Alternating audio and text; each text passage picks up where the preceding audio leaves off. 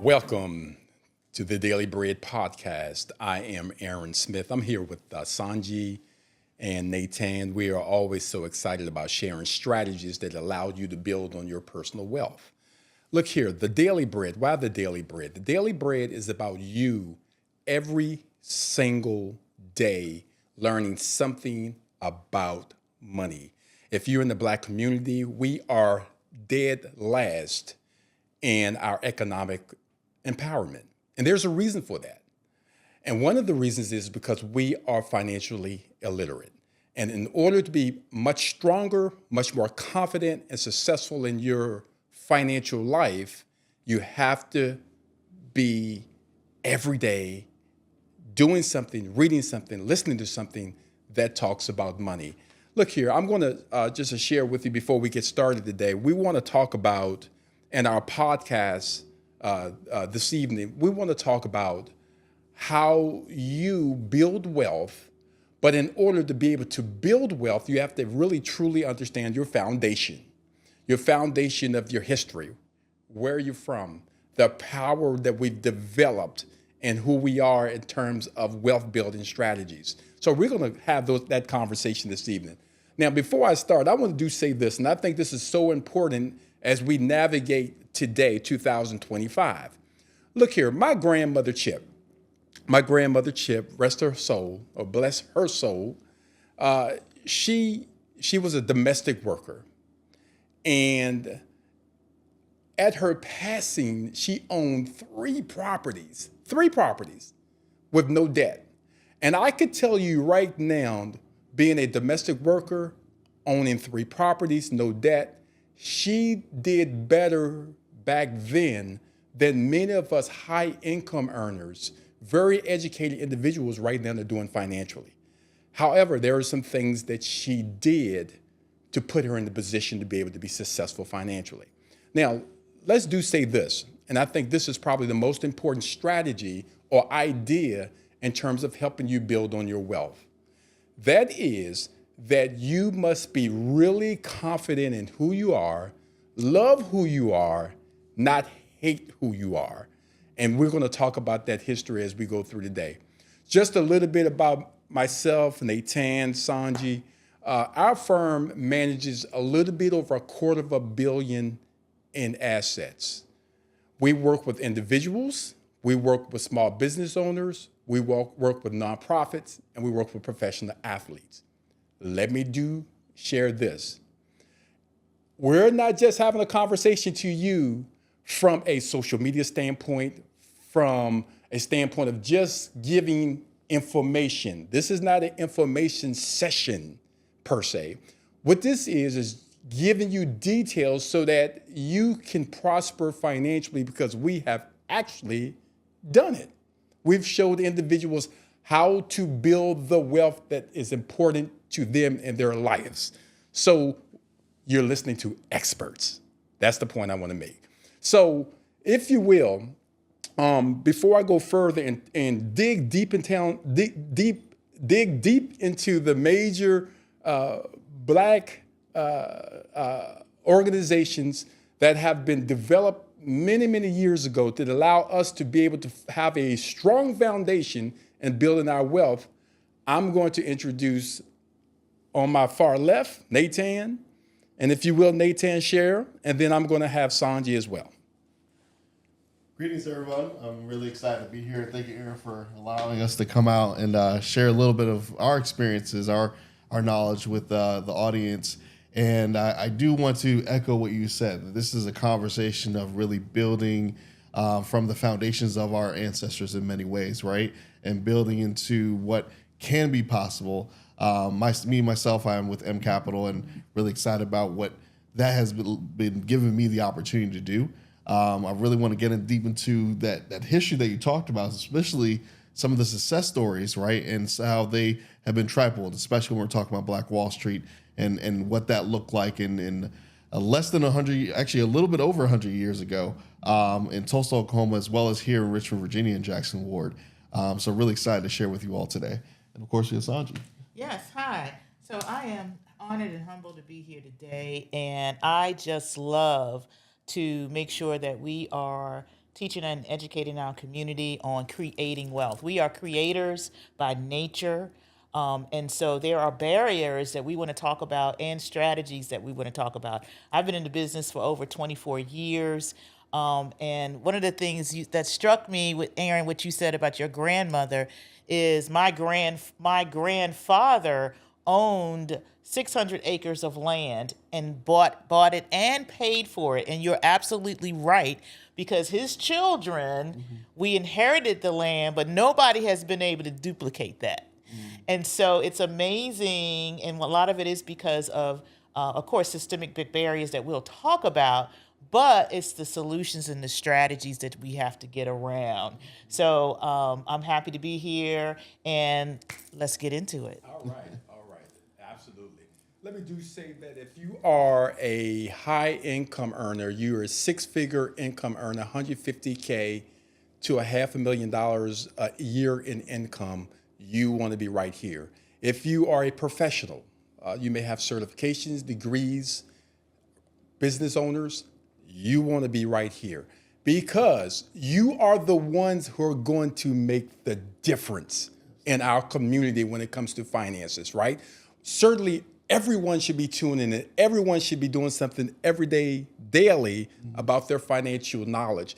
But you are the ones that can do something about it, because you have the educational level and you also have the income. So let me start here, and I want to say that many times when we talk about Black Wall Street, we talk about Tulsa, Oklahoma, right? That's what we talk about, and that's what most of us understand.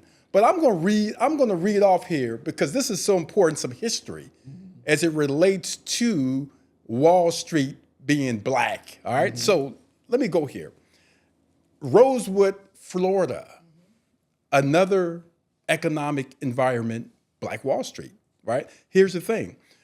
Rosewood, Florida was flourishing. Blacktown destroyed during the Rosewood Massacre back in 1923. All right? I'll give you another one. Durham, anybody from North Carolina? Durham, North Carolina, thriving business hub called the capital of the Black middle class, right? And it was devastated by urban renewal. Right? And we're going to talk a little bit about urban renewal in a second. All right? Here's another one. Atlanta, Georgia. Auburn Avenue. They call it Sweet Auburn. Right? Once again, these are places back in the day where Black capitalism, right? Black capitalism was thriving. Right? This was Atlanta, Georgia. Jacksonville, Florida. Are you in the house? That's another area. Once again, La Villa in Jacksonville, Florida, right? Known as the Harlem of the South, all right? We want you to go here with us. Charleston, West Virginia, the Triangle District. Once again, this was clearly displaced by urban renewal, all right? Now, there are a couple others on here, Norfolk and Indianapolis and St. Louis and Detroit. But man, I didn't know this, Sonji. I didn't know this, Natan. I didn't know that ground zero for Black Wall Street is right here in Richmond, Virginia. Right here in Richmond, Virginia is ground zero. And it was destroyed coming from Interstate 95 up north all the way down through the south. All right? And a lot of Black wealth was lost. So let's have that conversation. I want to talk to you, Sonji. I want you to share with us, what are those policies, almost akin to what's happening today? What are some of those policies that have been executed back then to allow us to destroy the opportunity of wealth, and we even kind of feel it happening right now? Why don't you share a little bit? Yeah, because it's still going on right now, right? So the proper word for it is redlining, right?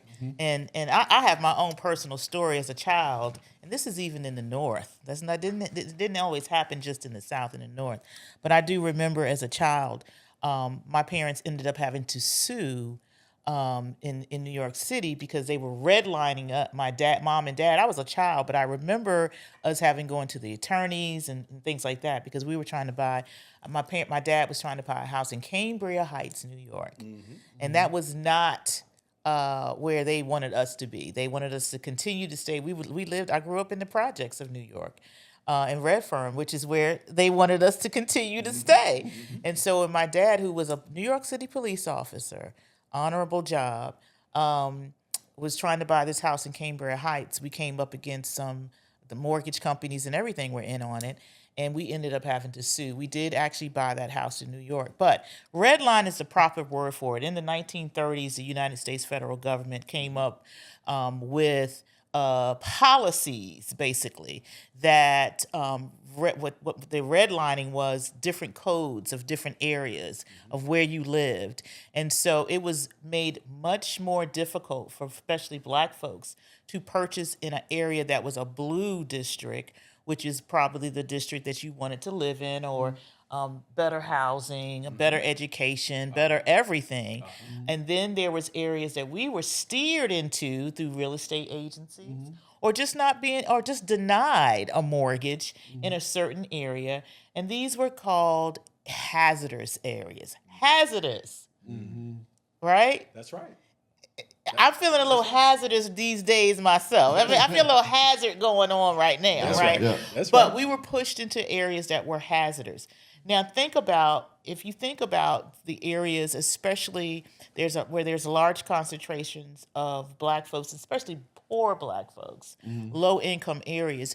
When they say hazardous, you also know that there's industries around these areas, places where there's a lot of toxic and toxins. Yes. In these areas. Usually they are what we call food deserts. right. You know, growing up, you had to go maybe to a convenience store in order to go grocery shopping. There was no grocery shopping. So therefore, it impacted not only our economics, but it impacted our health. And so you want to know why black people have high blood pressure? Because all we could buy was salt to eat, right? And so redlining had all these different zones where green was mostly white area, the blue was a still desirable area, yellow was a declining area, and red was hazardous. And the impact of it is our wealth, because even though housing and purchasing a house, once you actually got one, went up in value, we lost a lot of money by being in these redlined areas. So if your house, I'm talking about even today, if you have a house that's worth $300,000, you can best believe in these green areas, they're going to be worth at least 3 to 4 times that much. That's your child's college education. That's right. Right? That's your equity in your house that you could leave to the next generation. That's right. Right? And so by redlining us in the 1930s, and even today, we are still steered to certain areas. So we have to be careful about that. We're still steered to do it. And the flip side of that, too, is that a lot of folks want to know, well, why do we want to live in these other areas? We inherently know. We're not, people think that this is something we make up in our mind. We know in our gut what's going on. And so we gravitate to areas because we want our children and our next generation to do better. There's a lot of solutions that maybe we can do inside it because we need to keep up with that.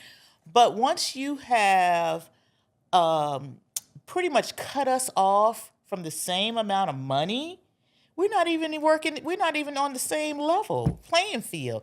And we purchased the house just like you did. We worked just like you did. So redlining has impacted us through neighborhood declining. It has impacted us through our health, and it's definitely impacted us through wealth and the ability to have as much wealth. And so that's saying, even though the house that we had in Queens may be worth a certain amount of money, had we been able to buy in the other area, it would be worth my cousin right now is getting ready to sell his house in Flushing. It's worth $1.4 million, right? Back then, we were not able to buy in Flushing. My cousin fathers happened to have been and we'll talk about how black folks built wealth, a funeral director, because that's the kind of businesses we could go into. So he had the money and the wherewithal to do what he needed to do to buy it, but just the difference in the amount of money that impacted us. And so that's a huge impact. The redlining is a huge impact to us. Absolutely. And Sonji, what is really interesting, and I want those who are tuning in to really understand this, is that that's just one example, of trying to suppress your ability to build wealth. But Almighty Jesus Christ, let me tell you this. There are strategies right now that you can employ that will allow you to overcome these things. They're not insurpassable. You can do this. Absolutely can. And when we're going to do another podcast, and we're going to talk about some strategies, right, that you can employ. Because right now there's a high income earner earning a lot of income, but maybe feeling stuck. I'm stuck financially, or I'm feeling ashamed, right? We see that a lot, right? Yep. Being ashamed that I should be here when I'm here, right? We're going to talk about some strategies that you can catch up and you can surpass. Absolutely. All right. So now, Natan, extend that conversation just a little bit about, some of the things that are happening and what happens or what has happened from, Black Wall Street back then, 67 years ago, even 100 years ago to today, and what's going on today. Share a little bit more, as you will, to extend on to what Sonji was saying. Oh, absolutely. There's, you read the list of all the different cities, localities that have been thriving post segregation. Post Reconstruction, as well as post World War I. Because now you had a generation of black folks coming back from the war who were getting income, who were skilled in their trade, and for all intents and purposes had to rely on the community to not only become financially affluent, but also to survive in many ways. And so this was the ecosystem that really gave our communities the opportunity to thrive and grow independently, right, of outside influences. Now, here's the thing. Others saw this as a huge problem because now you have your customers looking at opportunities and saying, okay, I could go over here to store A, or I could go over here to store B, but store B is a lot more quality, a lot more care, a lot better customer service, et cetera, et cetera, et cetera. And so that was a major issue. And that's why you're seeing all these massacres and riots and things of that nature, or one of the major reasons is because economically speaking, there was a shift that was happening. And so something had to be done. And, that changed a lot of things. Let's take Tulsa, because everyone's familiar with Tulsa, and let's talk about that for a second. Within less than 48 hours, the reports say under 300, but it's really around 300 folks, black folks died. 10,000 families displaced. The National Guard had to come into Tulsa to facilitate some of this, but there's also key accounts of them participating in the riots against these homeowners. And so what we're finding is that immediately, overnight, basically, you have lost all the wealth within your household, within that generation. And here's the kicker. The claims, the insurance claims, they were never honored. There has been no financial repercussions for what took place. So if your family was generating $500,000 in today's time, tomorrow you're generating zero. You have nothing, no home, maybe the clothes on your back, and now you have to start over. What can you do in that environment? And so a major step back. And then a couple of generations or a couple of years later, we're dealing with redlining. We're dealing with our ability to say, okay, hey, I have finally found the financial means as the American middle class to purchase my home, provide a living for my family, right? And start rebuilding generational wealth because I've lost that opportunity with my grandparents because of what took place at Tulsa and many other cities across the nation. And now you're telling me, oh, I have to live in this particular area. And going back to your point earlier, Sonji, as far as, okay, why do you want to live in these areas? Well, maybe it's not necessarily that I want to live over here. It's because I have to live over here. Because even if I had the financial means to get a decent loan, I'm not awarded one.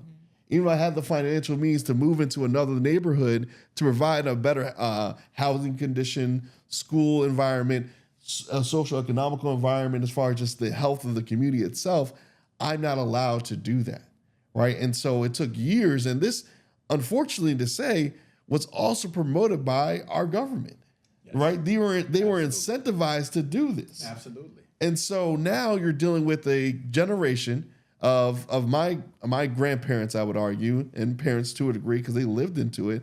My parents came into the United States as immigrants. I'm a first generation here, born in the U.S., right? My father is from Jamaica, my mother's Dominican, and so they weren't intimately involved in some of these realities, but they were victims of the same circumstances because of the color of their skin and the language that my mother spoke. And so now, trying to build generational wealth, and climbing the corporate ladder, if you will, and this is also in a reality where now we're desegregated, right? Not only are we trying to evolve economically, but socially speaking, we're trying to integrate into the realities, right, that don't necessarily want us there. And so, plagued with all these social and economic conditions, there, as Aaron mentioned, strategies for us to accelerate and grow and really provide a sound foundation for generational wealth in our communities. But the key lost element throughout all that was the discipline, the financial discipline around knowing that, hey, you need to live underneath your means, right? That tomorrow was never promised because you saw it. You lived it, right? And in addition to that, the financial literacy that was aware, because going back to the ecosystem previous to desegregation, we knew the doctor down the street because they looked like you. You knew the lawyer down the street because they looked like you. And you knew the insurance person down the street because they looked like you. And at the end of the day, truth be told, geographically speaking, they're the only ones you could go to, right? So that just happened to be what it was. But in that environment, we were provided professional, catered service to your lifestyle, to your financial realities. And there was a undertone of understanding that, hey, we're all in this together and we're all trying to accelerate and grow. And I think that's some of the pieces and lessons that we need to adopt in today's time, to recognize that sacrificing for your fellow man is not putting yourself on the back burner or putting yourself in the back seat, but rather getting everybody in the same car so we can finally keep going down that highway of success. Yeah, absolutely. Right. I think we understand, maybe not all of us, but I think we understand the importance of our history as it relates to wealth.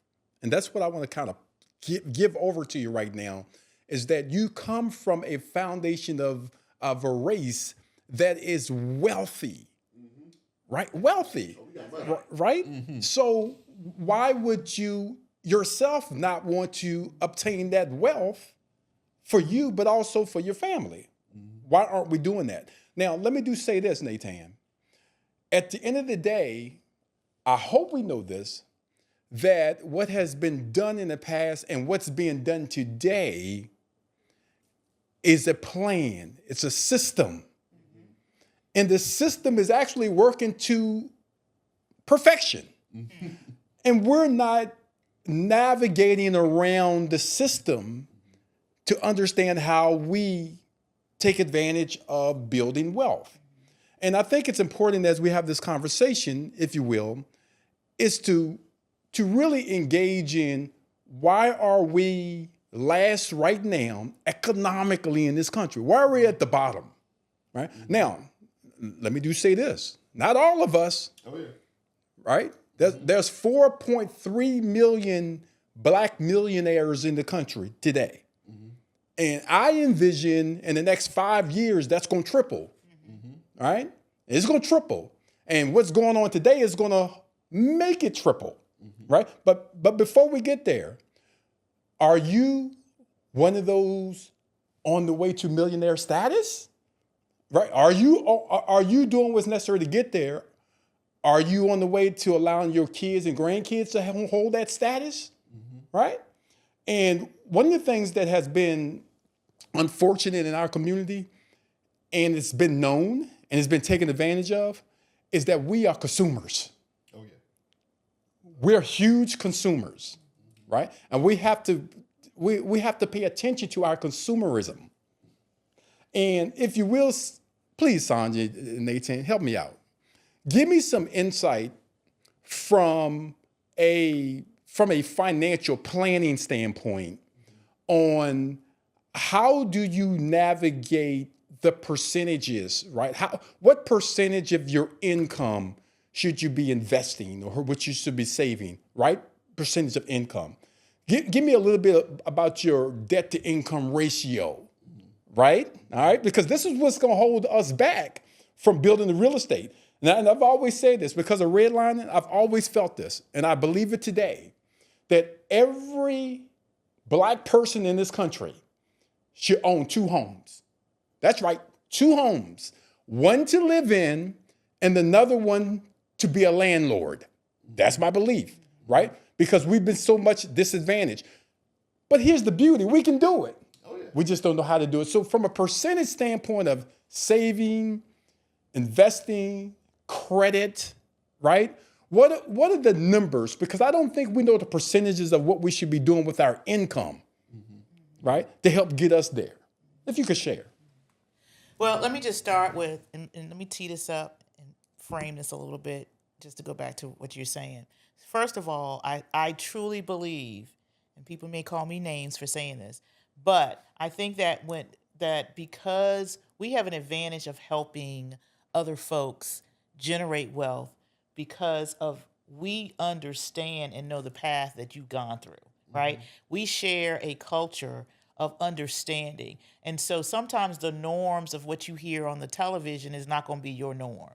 Sometimes saving 10%, which should be the minimum of what we're saving in our income, but maybe for us in our community, maybe we should be saving more, right? Yeah. Because we have our story is different. That's right. From the person, from other folks, right?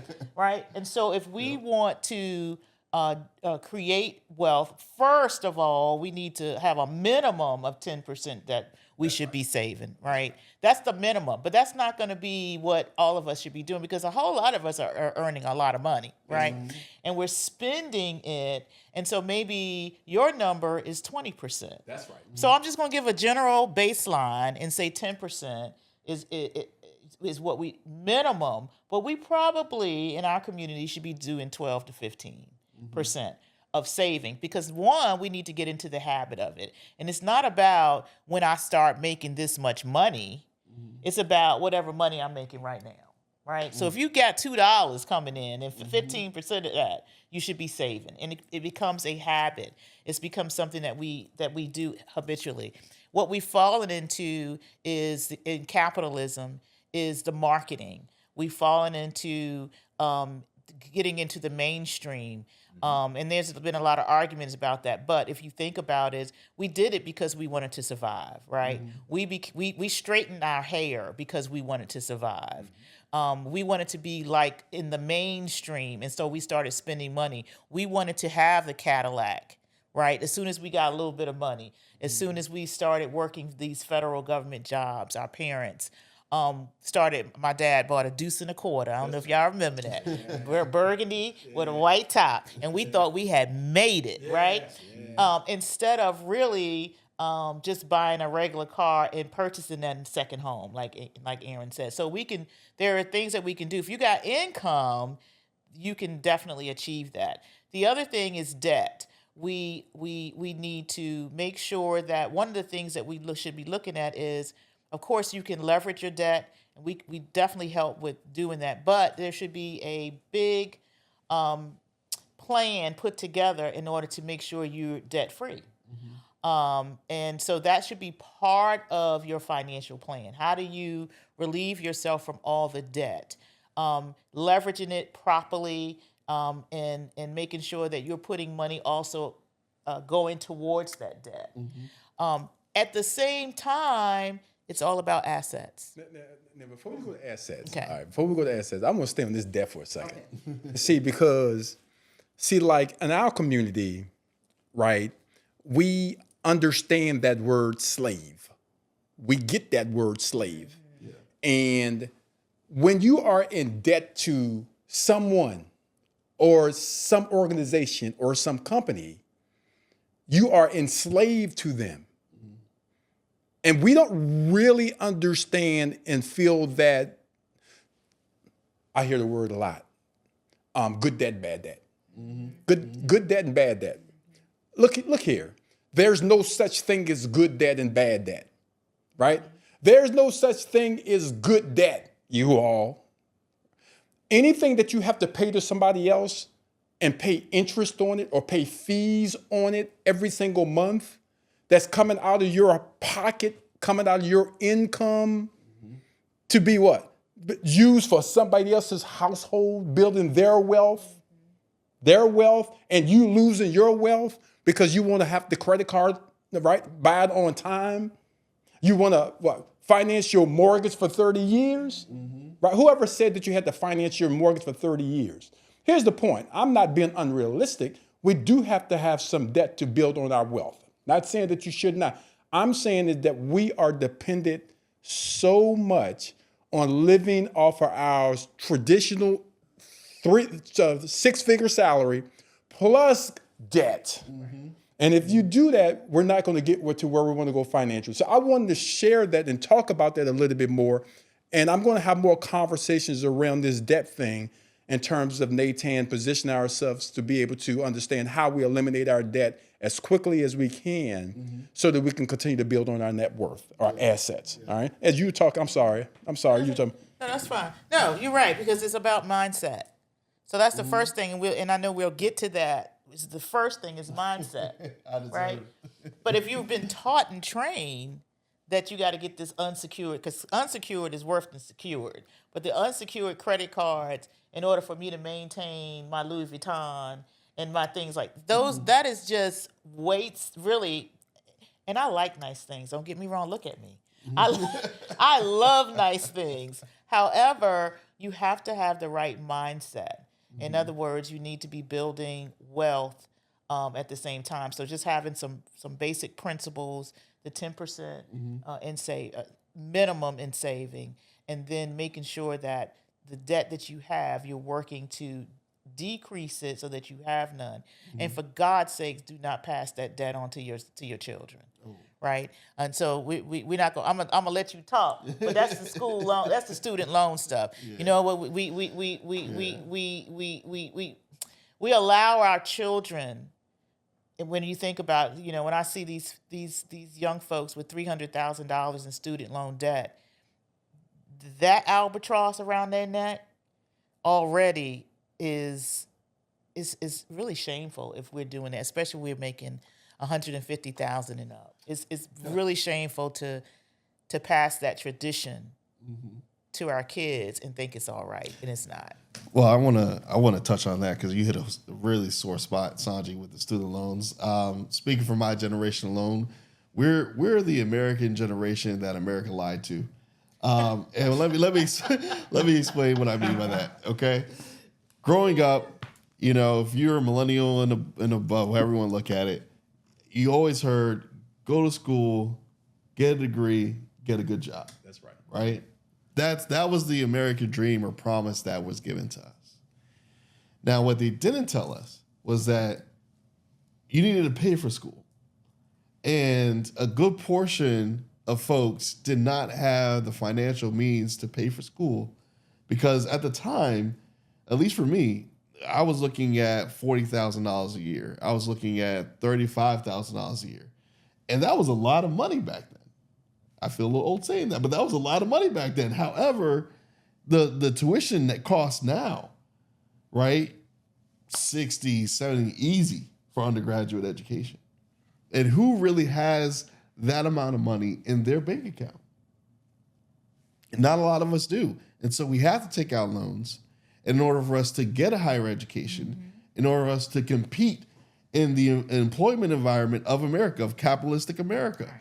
And so what we're finding is that especially with my generation, we're plagued with student loans as that arbitrary noose around our neck, because we're trying to figure out how do we pay off this debt while still making income and making a living, when the socioeconomical times that we're in right now, we talked about, we're not going to get too deep into the whole cost of the inflation piece, what it costs to make a living right now, and then let alone have a family. And now you have to work both individuals in the household are both generating incomes to pay off the mortgage and pay off daycare. And that's literally what you're working towards. And so when we're talking about managing the amount that we can save, a lot of people sometimes feel as though, hey, I can't make that 10%, Sonji. I don't have enough left over, let alone using money to take care of the debt that I've accumulated, not just student loans, but the credit cards to maintain the lifestyle, because now I've gotten this 6-figure job. And that's right. Now, and that's how they feel, right? Mm-hmm. But watch this. You don't get a pass. Oh, yeah. You don't. We're not feeling sorry for you. You don't get a pass. You're making 6 figures. You got high education, and you're broke.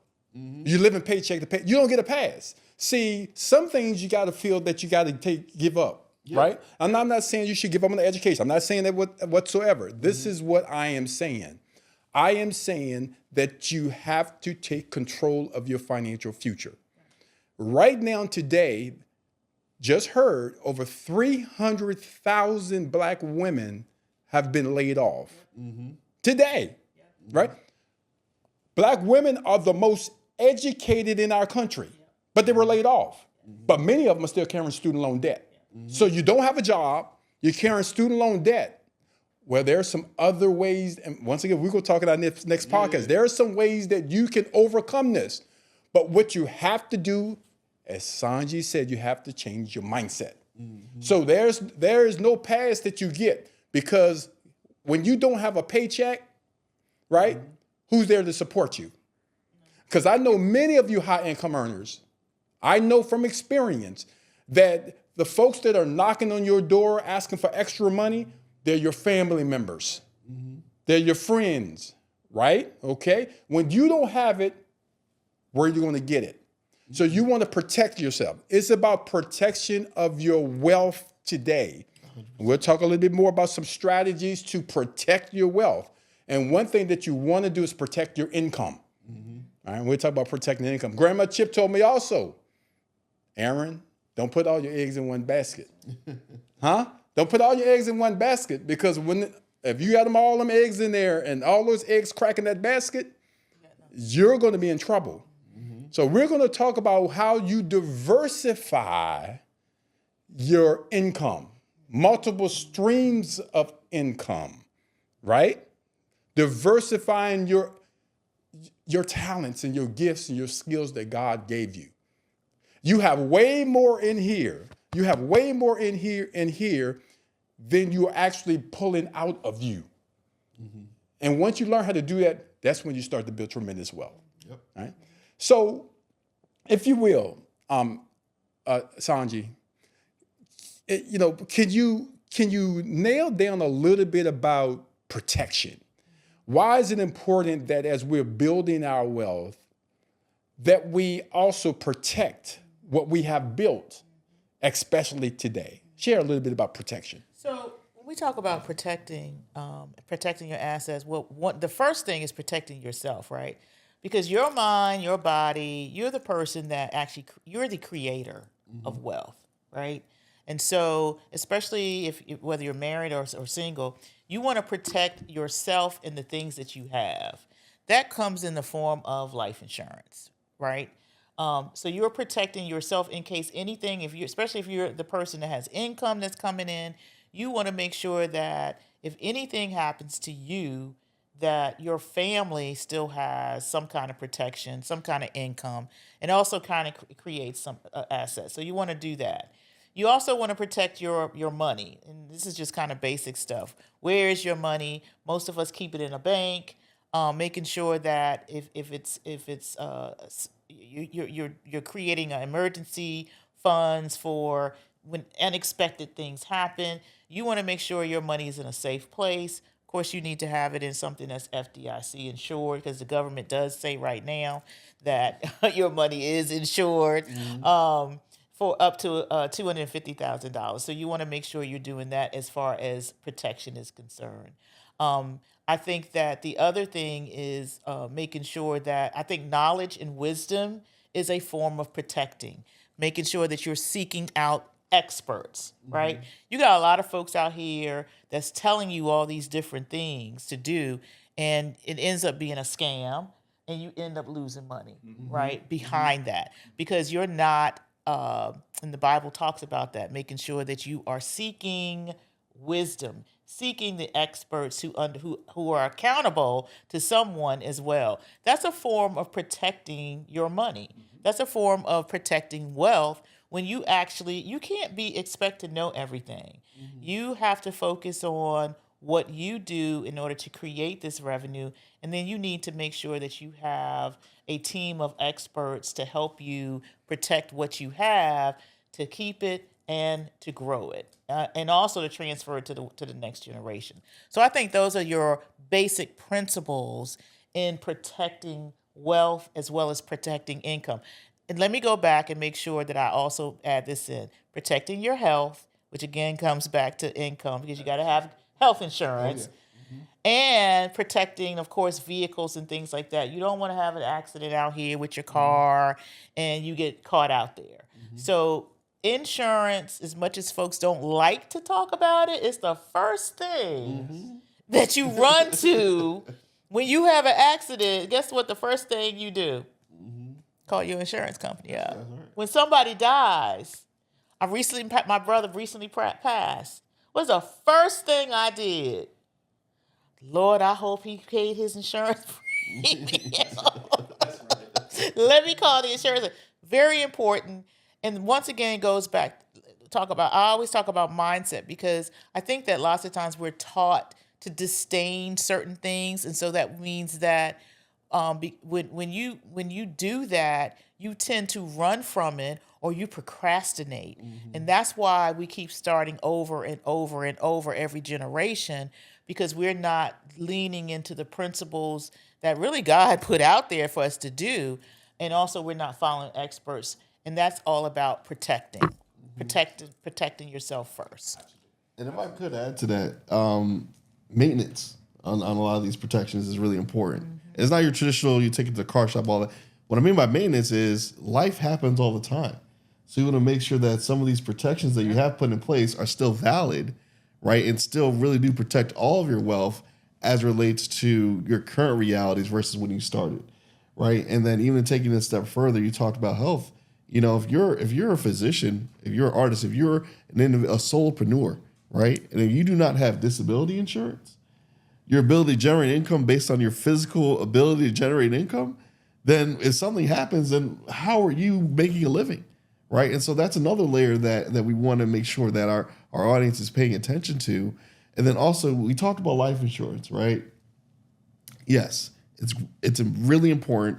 Everyone needs to have it. But the process of passing on that wealth is also important when we're talking about proper estate planning. We're talking protecting the next generation's ability to grow on what you've been able to do, not just foundationally speaking, but also the intellect, right? We want to make sure we're passing down those lessons so that, you know, if the child gets that $1 million check, it's still $1 million, or maybe more. It's the years to come, not $250, right, within 5 years. So, and we see both. So, just want to make sure that our audience is paying attention to some of those opportunities.